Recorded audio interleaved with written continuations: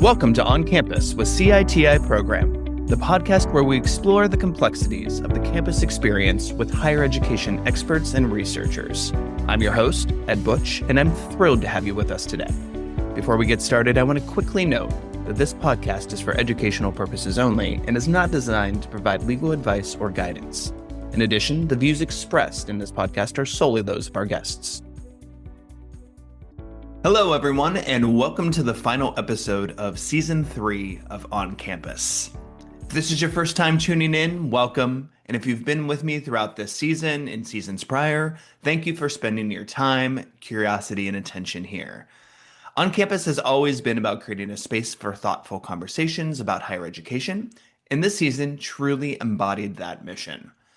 Now, today's episode is a bit different. There's no guests joining me, no panel discussion, no deep dive into a single topic. Instead, this is a moment to pause, to reflect on what we've explored together this season, to acknowledge the major shifts that shaped higher education throughout 2025, and of course, to look ahead at what's coming next in Season 4. Season 3 focused on something I believe is foundational to higher education: how institutions engage students, communities, professionals, and even the world beyond campus. Across the season, we talked about designing human-centered campuses and learning environments, the role of community engagement and civic responsibility, creating belonging and connection in residential and co-curricular spaces, elevating undergraduate research as a high-impact practice, and dedicating time to professional development, especially as career paths become less linear and more complex. What tied all of these conversations together was a shared recognition that higher education is not static. Colleges and universities are living systems, shaped by priority, policies, culture, and global forces.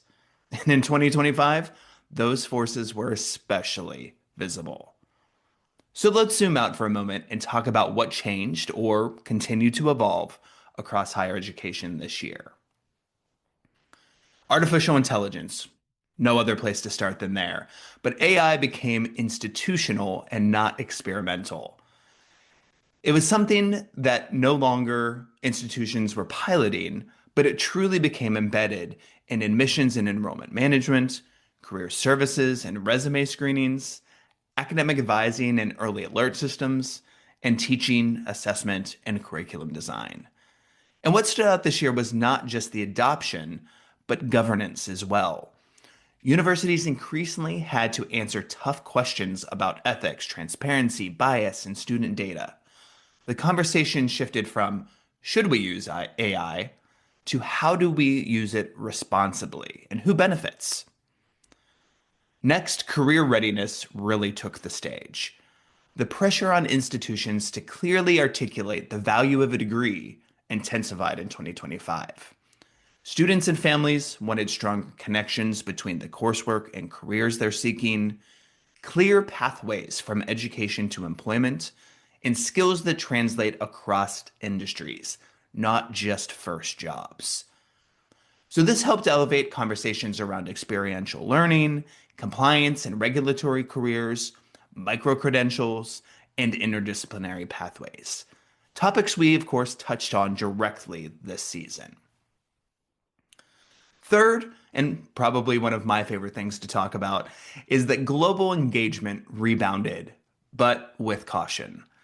Study abroad, global partnerships, and international collaboration continued to rebound after earlier disruptions, but with a more intentional lens.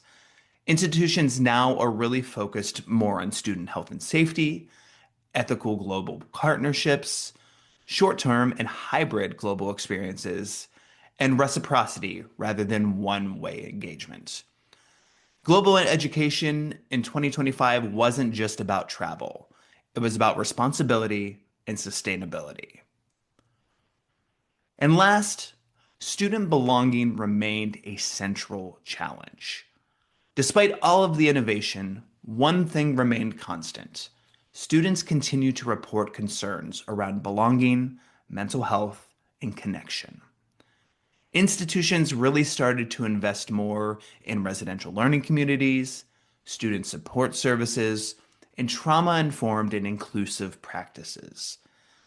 But the work is ongoing. Belonging is definitely not solved by a single problem or program. It's built through culture, relationships, and daily decisions made by everyone at the university, from the president all the way down. So what do these changes mean? Taken together, this past year has really reminded us that higher ed is at a crossroads. Institutions are being asked to be more agile while remaining mission-driven, be more transparent while navigating complexity, and be more student-centered without oversimplifying the work.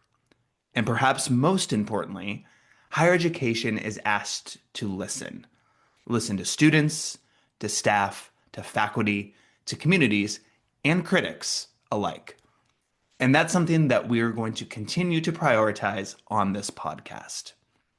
As we look ahead to season 4, the question really is, what's next? So next season of On Campus, we're going to take a different approach. There won't be a single unifying theme, but instead a focus on emerging, timely, and sometimes uncomfortable conversations in higher ed. You can expect episodes that explore new models of global and civic engagement, the evolving role of faculty in academic leadership, innovation and resistance in higher ed change, student activism and institutional response, careers, compliance, and non-traditional professional pathways, and voices that we don't always hear enough from in higher ed spaces. Season 4 will lean into curiosity, nuance, and dialogue, because higher ed deserves conversations that go beyond the headlines and sound bites. Before I close out this episode and this wrap-up of 2025, I really want to say thank you. Thank you to our guests who shared their expertise and experiences, our listeners who have reached out, shared our episodes, and brought the conversations into the classrooms, meetings, and discussions on campus. And thank you for believing that higher ed is still worth talking about, critically, thoughtfully, and honestly. If you enjoyed this season, I encourage you to revisit episodes and share them with colleagues or students and stay connected. You can follow On Campus wherever you listen to podcasts, and I'll be sharing updates about season 4 soon. Thank you once again, and happy holidays.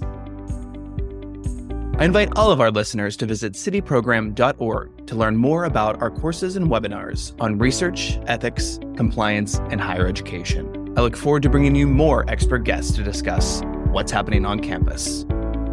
Special thanks to our line producer, Evelyn Fornell. Production and distribution support provided by Raymond Longeray and Megan Stewart.